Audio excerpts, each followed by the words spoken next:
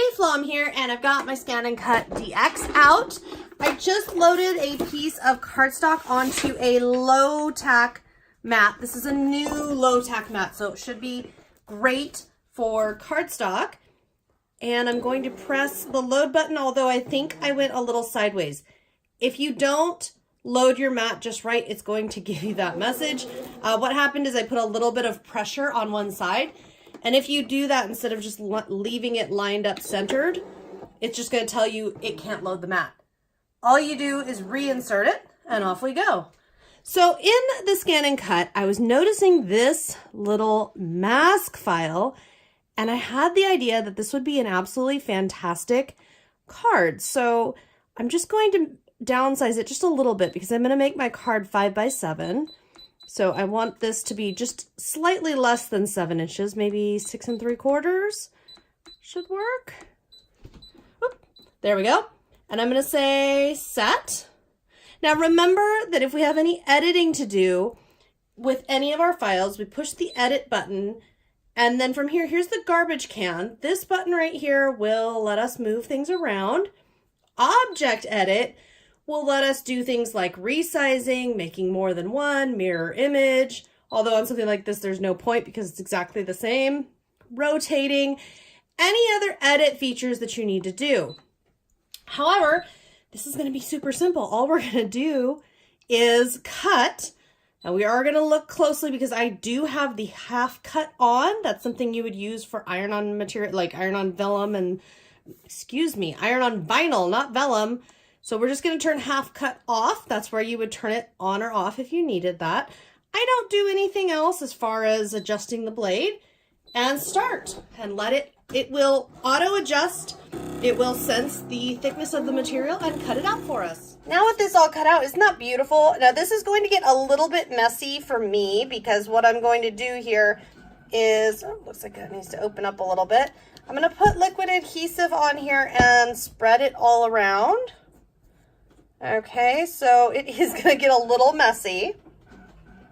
Then with that all on, and I used a paintbrush to kind of speed that up, I'm going to take some glitter and just pour it over. Now this is why I have a piece of cardstock under my mask here, is I can put all of that glitter back in the container. It will not be wasted. But we're going to get that, oh, isn't that fun? Now that that's all glittered up with that beautiful chunky glitter, we're going to set this aside to dry. This is dry, and I have some foam adhesive put all over the back. The reason I'm using the foam adhesive is just to give it a little bit of pop.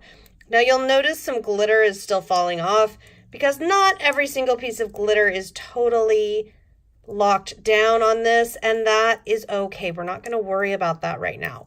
We're just going to get this set with these foam adhesives. Just remove all of these real quick and then place this onto our card. Then I will show you how we will keep the glitter on here. So this is going to be a mess-free glitter card for your recipient. All right, so I've got, this is 7 1/4 by 4.5 paper. And I'm just going to center my image. Don't worry about if it's not completely perfect. That's just fine. I'm just very barely tapping that down into place. And then once we have that done, we can play with some, you could put some liquid adhesive over, some glossy adhesive over. If you do that, what'll happen is it'll seal it on in. You could also use some glitter glue or any kind of clear something to kind of help lock everything in. But by doing that, I'm going to give it a shake first though. By doing that, what's going to happen is you're locking it in so that when your recipient gets it, they're not going to get a big mess. They're just going to get a lovely card that is all beautiful and shiny and glittery without any glitter mess.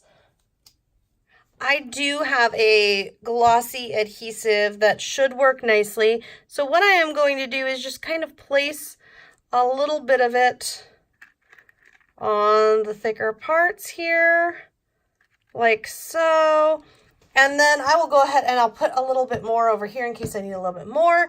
And then I will just get a fine paintbrush and I will just go over this.